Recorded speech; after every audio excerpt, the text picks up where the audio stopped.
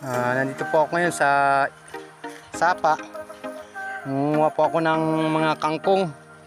Itong kangkong po, hindi ko po iulam to.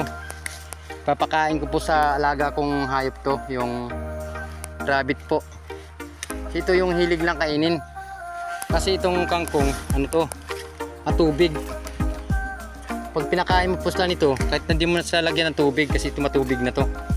May pundong inireya na to sa loob. Papakain ko sa nag-iisa kong rabbit. Yan, mamaya naman po ulit kukuha ko sila. Nandito na po kami sa bahay namin. Ito na yung kangkong na kinuha ko dun sa Sapa. Bibigay ko na po sa alaga naming rabbit. Yung rabbit, lalaki po siya. Ang pangalan niya po Mighty. Pangsamantala ko muna siyang kukulong dyan. Papagawan ko siya malaking kulungan para malawak ang kanyang gagalawan. Yan po.